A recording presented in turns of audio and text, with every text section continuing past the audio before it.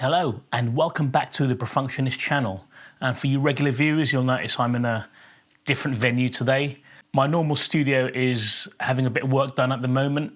Unfortunately, it's not going to look different. It's still going to look the same when we go back to it. But it means I can't be in there at the moment. It's a bit of a state. So I thought I'd come here to the school I'm teaching at, find a bit of spare time and just shoot this intro for you. Very bright, very white in here. I've shot some videos in here before and I never liked the background.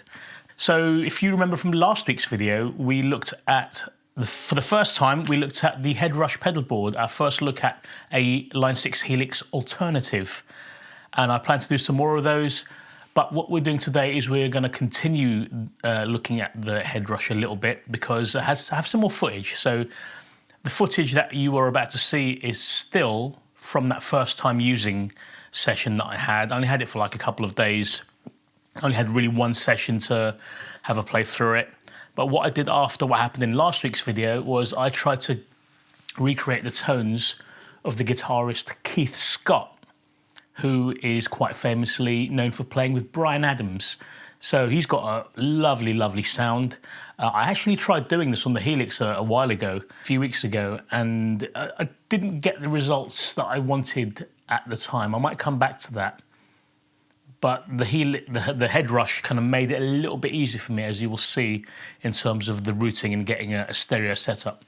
So in this one, I've taken one of Keith Scott's old live setups that he's mentioned about in his Facebook post, which I might link down below because it's quite an interesting read about the setup that he's used over the years. But this one's using a Marshall and a Vox amp. In this case, Marshall JCM 800 and a Vox AC30, which I'm not sure if those are the amps that he used at the time, but I just kind of went with that. So I remember I did like the Headrush a lot. It's very similar to the Helix in a lot of ways. It's kind of laid out very similarly. I liked the way it sounded. It sounded really good out of the box. No IRs or anything. It sounded really good. I love the touchscreen. The touchscreen was great.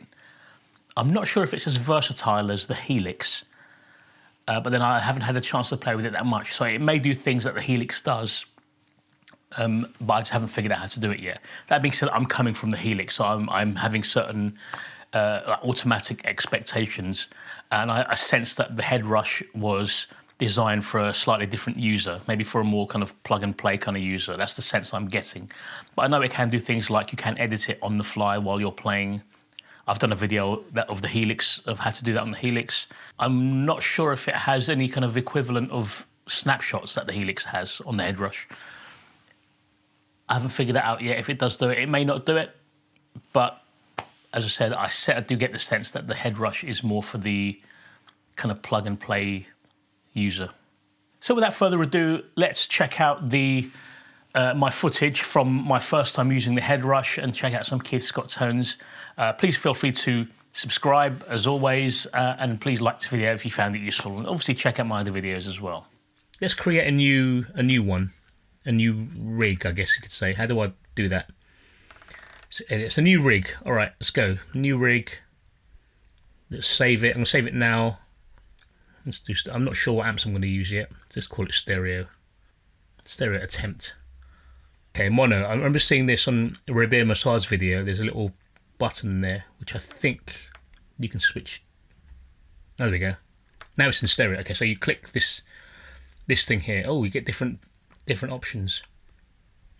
That's a standard mono, so it gives you variations. And I'm guessing these can't be moved. I'm guessing you can't have 4 along the top and 2 along the bottom. Okay, I don't know. We'll find out. So, stereo rig. So, a video I tried to do on the Helix recently, I didn't get around to making it because I wasn't really happy with the sound. It was another Helix preset for the guitarist Keith Scott, famously known for playing for Bryan Adams, and he's got a really lovely sound. And I do believe what I tried to do is do a stereo rig that he's done in one of his live, one of the tours he's done. What did he use? I think he's used 2 Marshalls. Oh, no, I think he used a Marshall and a Vox. So maybe I will try and do that, you know, deep water basically. I'm going to jump straight in and give that a go. I think his setup is actually quite straightforward. So let me try that. So stick the Marshall here. He said he uses 100-watt Marshalls, or at least he did in the early days. So let's stick to that. Let's stick to that one that we just used, the JCM. Well, I think it was a JCM 800. Plexiglass 100. Well, it was the late 70s, or early 80s time. So I'll go with, yeah, I'll go with that one. Same one again. Okay, how's it sound so far?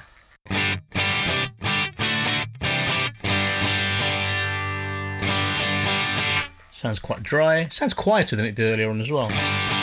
I'm not going to change it now in case, maybe because it's been split into two, so it's that little bit quieter.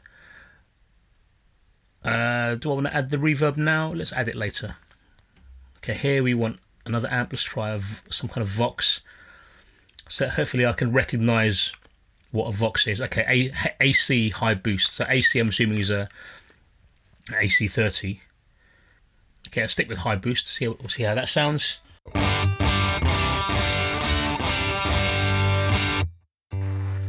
How do I turn you off? What does that 2 times mean? Does that mean twice the volume?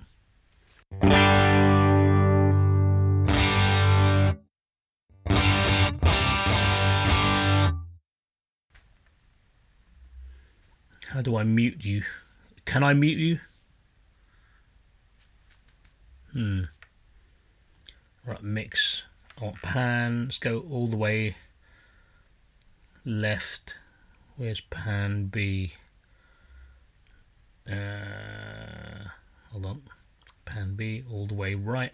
So hopefully the Vox is on the right and the Marshall's on the left. Yeah, it's definitely some stereo going on there. I'd say the Vox is louder, strangely. Let's turn this Marshall up a little bit.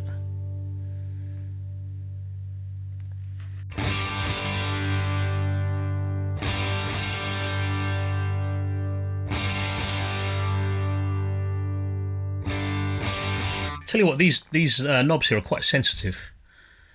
It's good if you're doing big movements, like when I did the panning, from going from 0 to 100%. It's good for that, but for going from like 61 to 63.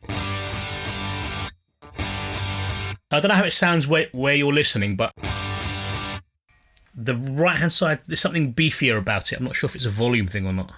It might actually be a frequency thing.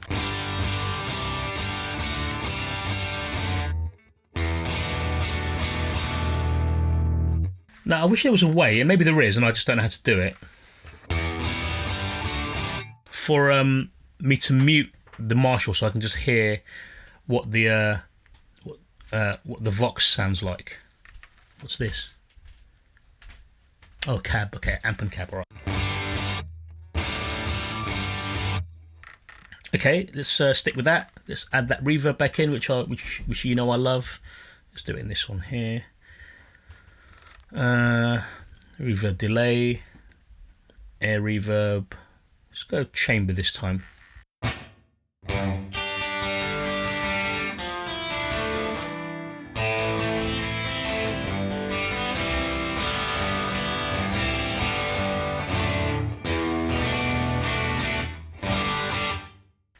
Okay, and I'm going to add a chorus, but do I want to add it afterwards? I'm going to go before, because I know Keith Scott used like Boss pedals, and I think he had a Boss chorus pedal, so I'll put a chorus pedal there. I'm not sure which one to use though. Let's go default stereo. Will it make a difference? Let's try it anyway.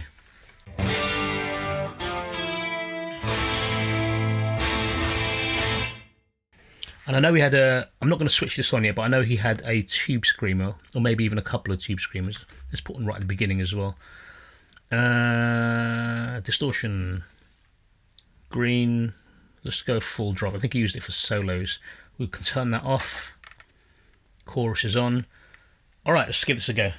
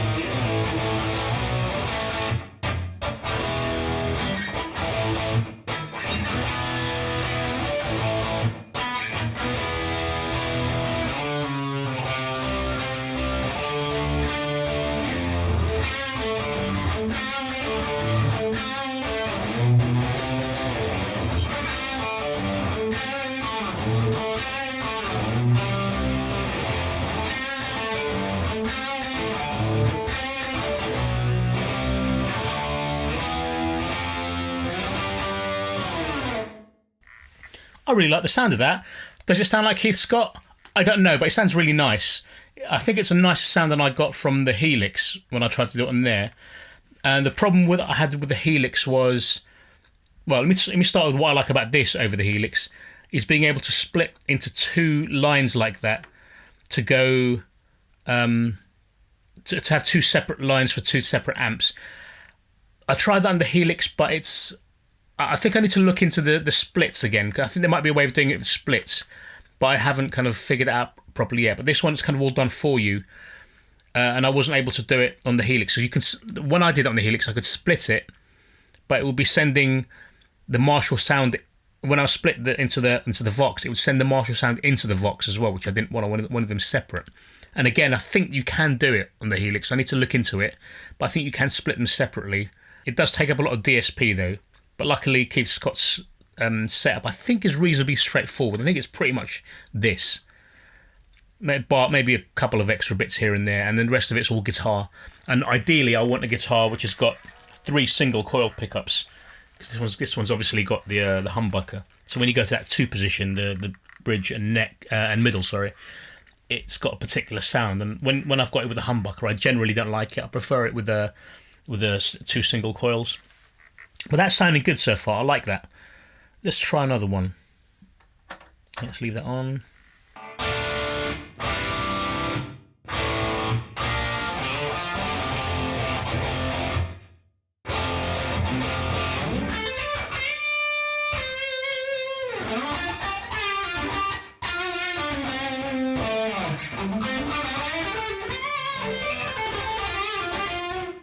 Yeah, my that Bryan Adams one was a little while ago. I can't remember how to play everything now.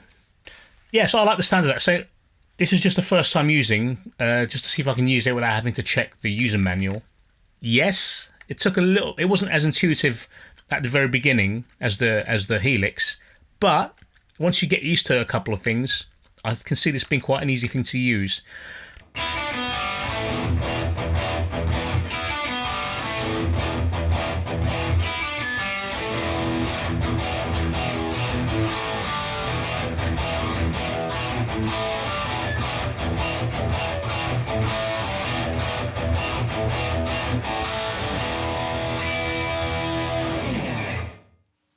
Well, there you go. That was the continuation of my first time with the Headrush Pedalboard, looking at how to get Keith Scott tones. Did I get close? Let me know in the comments below.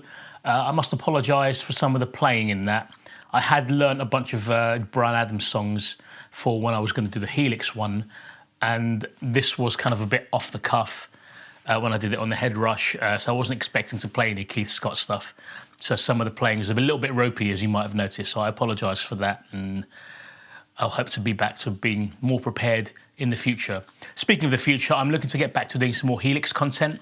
The Helix is the piece of gear that's kind of made my channel grow a bit. People seem to like that content, so I don't want to forget about you guys who have come here to learn about Helix stuff. So I'll be doing some more Helix stuff in the near future. But we've got some other things coming up as well. I still have to get the aux box and try that out with some amps, and a few other bits and pieces that I want to make videos on. So subscribe to get more stuff on that. Please like this video and comment and all of that. And yeah, I will see you in the next video. Oh, good, it is recording. Oh, I thought it wasn't recording there. Oh.